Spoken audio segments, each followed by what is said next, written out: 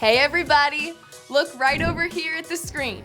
Make sure that your hands and your feet are still and you're prepared to hear God's word.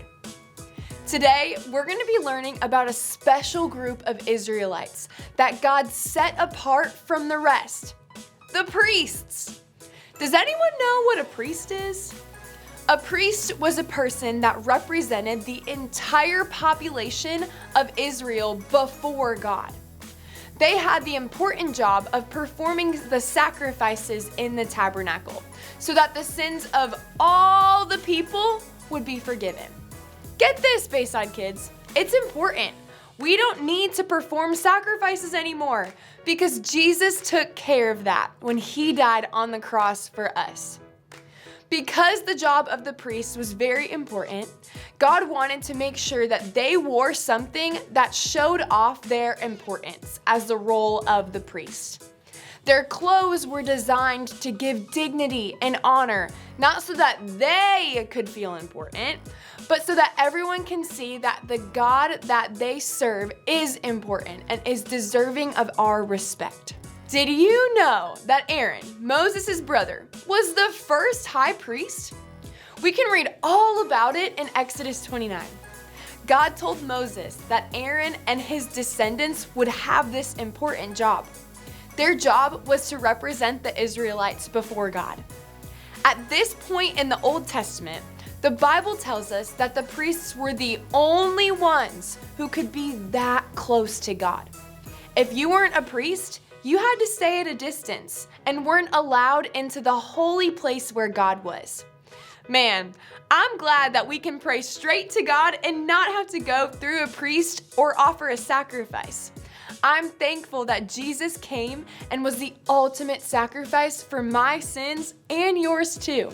Well, getting back to the Bible story, even though God had chosen the Levites, not all of the Israelites were convinced that the Levites should be the only priests of the tabernacle. We should honor God and those in leadership. Let's say our bottom line, honor your authority, together on the count of 3. Ready? 1, 2, 3.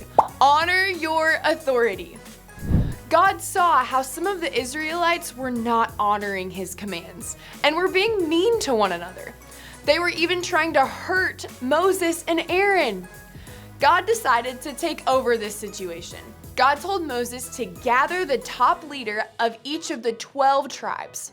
Once they had all gathered together, Moses then told them all to give him their staffs.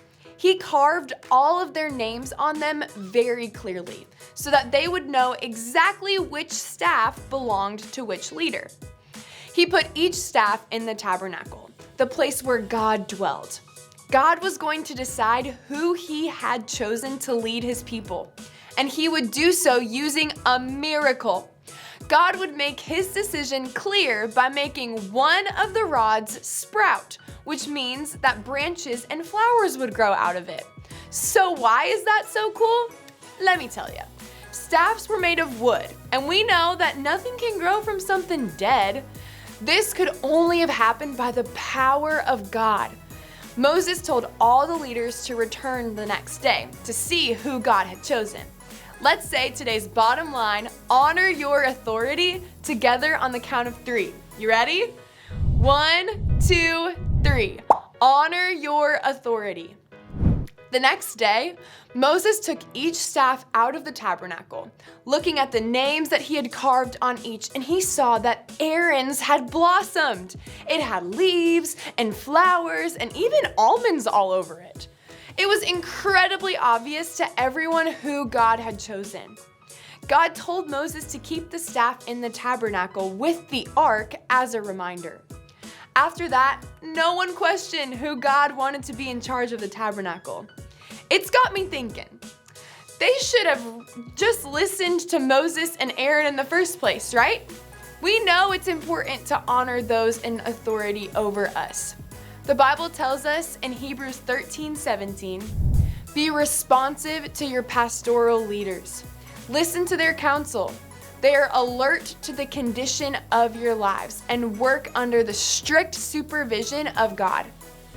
God has a big plan for you. and wants to make sure that you are taken care of by someone that He chooses. In your case, it's your parents, pastors, and teachers. We should always honor the authority that God puts in our lives. Honoring means to listen and obey when they encourage us to do something that is God's will.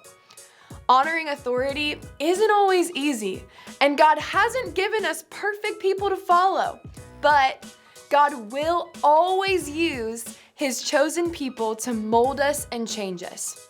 By honoring our authority, we honor God too.